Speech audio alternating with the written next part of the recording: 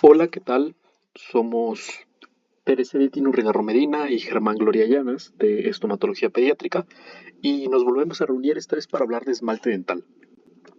Vamos a comenzar con unas pequeñas generalidades. El esmalte es el tejido más duro del organismo que está constituido por millones de prismas mineralizados en todo su espesor. El 96% de este va a estar formado por matriz inorgánica, el 3% por agua y el 1% por matriz orgánica. Eh, Va a derivar del órgano del esmalte por naturaleza, ectodérmica. Su naturaleza proteica contiene muchísimos polisacáridos y tiene cristales de hidroxiapatita emplaquetados por tamaño. El esmalte maduro no contiene células ni prolongaciones celulares y es capaz de repararse y puede remineralizarse.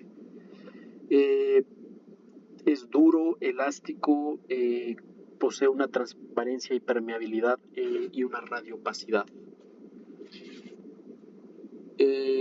Su superficie va a estar relacionada con la dentina a nivel cervical y el cemento cubre un 60% del esmalte. El esmalte y el cemento contactan un 30%, el esmalte y el cemento no contactan en 10%, y el cuello dentinario del esmalte se relaciona con la encía por medio de la unión dentogingival. El espesor del esmalte va a disminuir desde el borde medial hasta la cúspide o región cervical, como podemos observar en la imagen.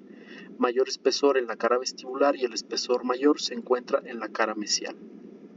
Tiene un mínimo espesor, como podemos ver, en la parte del cuello. También vamos a contener, como ya lo mencionamos, su matriz orgánica del 1% y su matriz inorgánica del 96%. La matriz orgánica es de una naturaleza proteica y constituye un sistema complejo de polipéptidos. Va a estar formado en pequeños porcentajes por conditrin 6 y 4 sulfato y lípidos. Y bueno, va a estar formado por enamelinas, ameloblastina y otros componentes. En cambio, la matriz inorgánica, constituida por el 96%, va a contener sales minerales de calcio, fosfato, carbono, y todo esto va a dar origen a la cristalización que transforma todo en cristales de hidroxiapatita. Los iones de flúor pueden ser sustitutos de los grupos de hidrógeno en el cristal de la hidroxiapatita y los convierten en fluorapatita, que hace más resistente la estructura del esmalte contra los ácidos. Van a tener factores biológicos como lo son el agua y los alimentos, clínicos y algunos factores dependientes de la concentración del flúor. La estructura histológica del esmalte está conformada por una unidad estructural con un prisma o varilla del esmalte compuesto por cristales de hidroxiapatita, que ya lo mencionábamos, y forman un esmalte prismático o avarillar. Y la morfología son estructuras longitudinales que se dirigen a la colección amelodentinaria desde la superficie del esmalte, y el número de prismas está relacionado con el tamaño de la corona de cada diente, como podemos ver en esta imagen. Los cristales de esmalte se van a observar como varillas irregulares y paralelas en cortes longitudinales, como este tipo de corte que tenemos aquí. En las cortes transversales se van a presentar como secciones irregulares ovoides en escama o en ojo de pescado con una cerradura de llave antigua. La podemos observar acá abajo con esta estructura como de cerradura antigua. Podemos hablar de técnicas de grabado ácido con patrones diferentes, que es erosionando el esmalte o alguna erosión generalizada de este.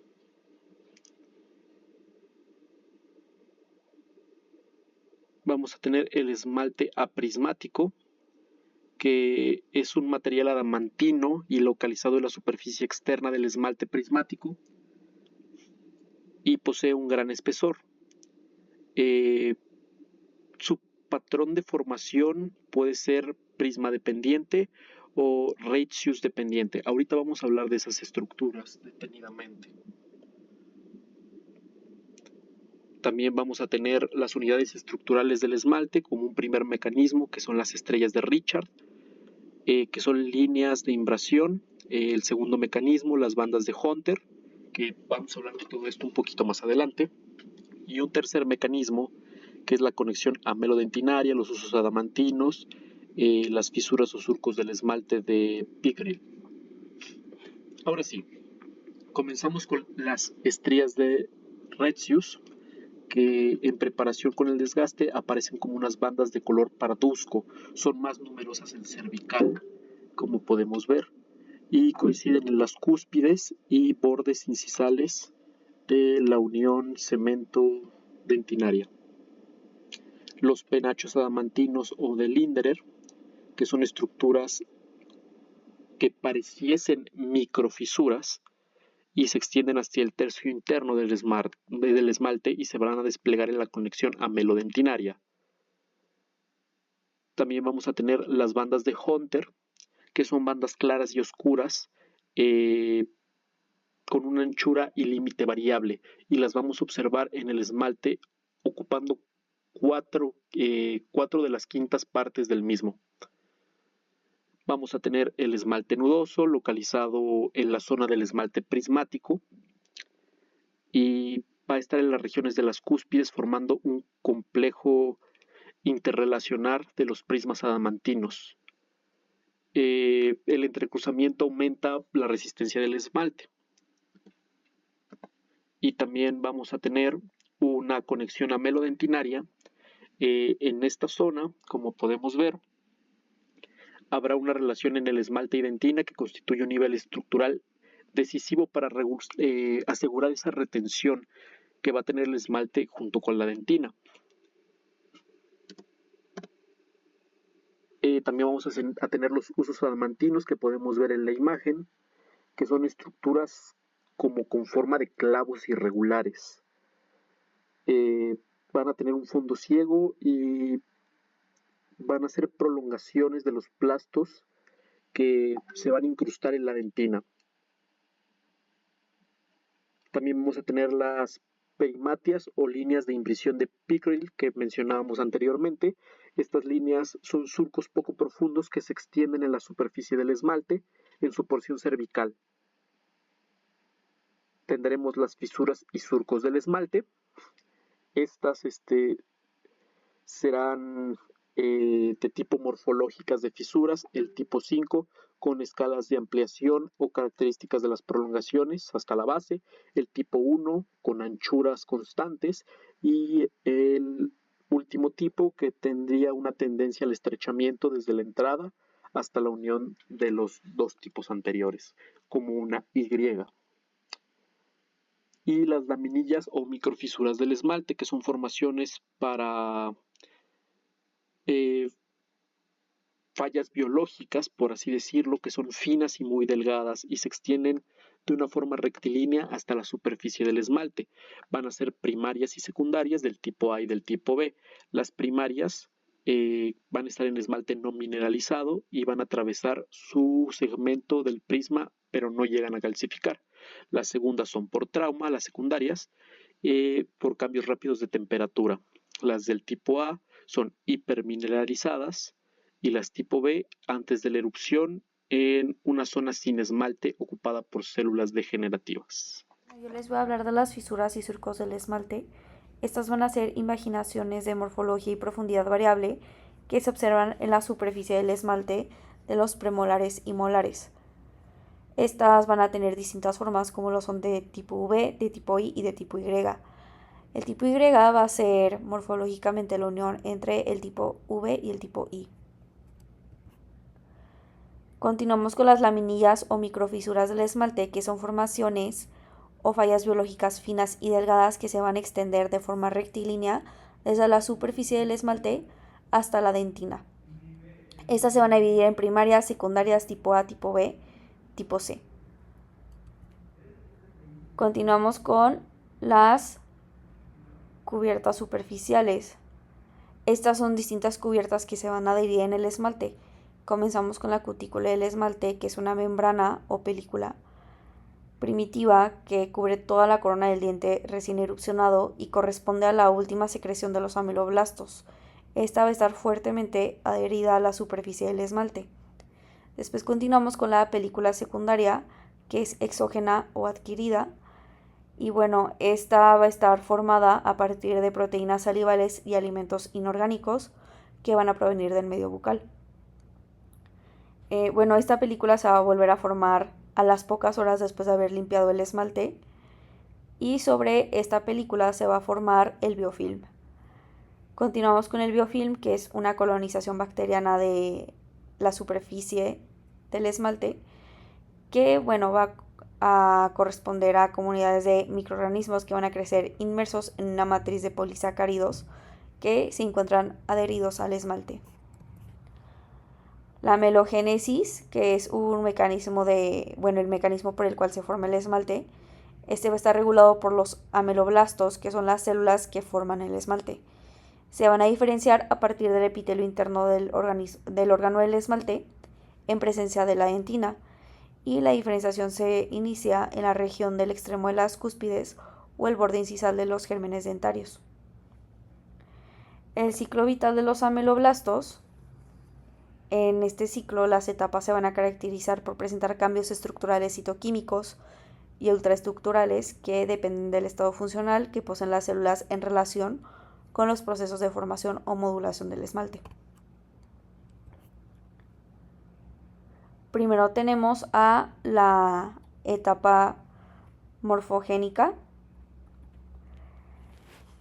En esta etapa las células del epitelio interno del órgano del esmalte interactúan con las células del ectomesénquima de la pulpa, determinando la forma de la corona. En el germen dentario, que se encuentra en el estadio de campana, se localiza cerca del asa cervical, y los preameloblastos son células cilíndricas bajas con núcleo ovalado, voluminoso y central. Continuamos con la etapa de organización o diferenciación. En el periodo de campana, los ameloblastos cambian de aspecto, las células se van a alargar, cambian la polaridad, y los organelos y los núcleos se dirigen hacia la extremidad distal. Los ameloblastos jóvenes se alinean y se encuentran estrechamente unidos en la región proximal por uniones distales y permeables.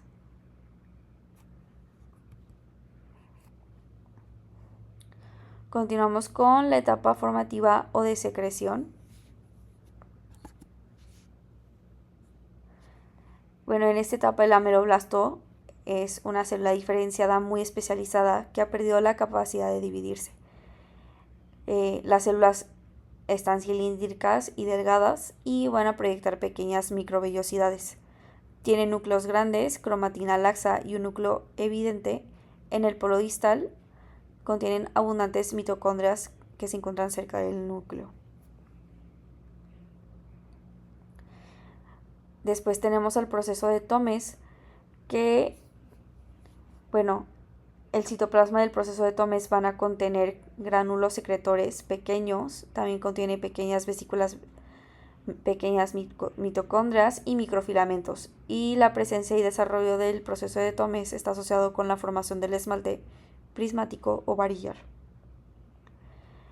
En el proceso de Tomes vamos a tener dos vertientes, que es el polo secretor con invaginaciones, que es el encargado de formar esmalte en la cabeza de los prismas, y el polo secretor liso, que es el responsable de la formación del esmalte en la cola del prisma.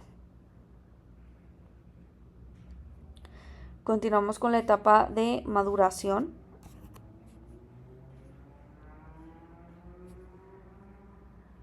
Se produce después de haber formado la mayor parte del espesor de la matriz del esmalte en el área oclusal o incisal. Los ameloblastos reducen ligeramente su tamaño, su diámetro transversal y su complejo de Golgi. Su retículo endoplásmico rugoso también disminuye su volumen, y las mitocondrias se van a localizar en el polo proximal y el número de lisosomas y autofagosomas aumenta. También tenemos a la etapa de protección, que es cuando el esmalte depositado se mineraliza en su totalidad y el ameloblasto entra en un estado de regresión. Los ameloblastos dejan de estar organizados en una capa definida, ya que no puede distinguirse de las células del estrato intermedio. Estas se van a fusionar con el resto de la capa del órgano del esmalte. Y por último tenemos a la etapa desmolítica, que el epitelio reducido del esmalte prolifera e induce atrofia del tejido conectivo que lo separa del epitelio bucal. Este va a producir una degeneración prematura del epitelio reducido y pues a lo mejor puede no haber erupción.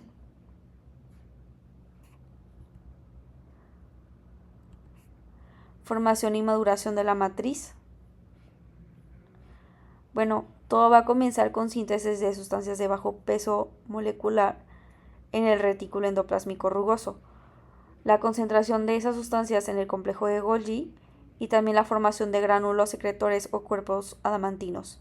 La función de los cuerpos adamantinos y la formación de las vesículas apicales, la secreción por exocitosis de los cuerpos adamantinos y el primer depósito de la dentina induce la diferenciación de los ameloblastos secretores y en consecuencia la secreción de los componentes orgánicos del esmalte.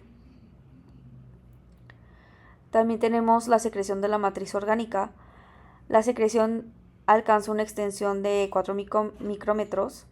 La secreción de los ameloblastos no se realiza de forma continua, sino que es rítmica, y los primeros componentes de la matriz orgánica se dispone en los espacios ubicados entre los ameloblastos y la predentina. Más tarde se forma una capa continua y delgada del esmalte a lo largo de la dentina. Después de que los ameloblastos han producido una cantidad de esmalte de la corona, elaboran una delgada membrana orgánica no mineralizada a la que se le conoce como cutícula primitiva. Bueno, continuamos con la histofisiología. Las fuerzas de masticación generadas por las concentraciones musculares de los aparatos masticatorios son de 30 kilos y pueden alcanzar hasta los 150 kilogramos. La fuerza mayor se ejerce en el primer molar y el menor en los incisivos. Y el esmalte es el tejido más frágil, con gran tendencia a las micro y macrofracturas. Y el soporte dentinario lo aporta el sostén y la elasticidad. Y bueno, eso sería todo. Muchas gracias por su atención.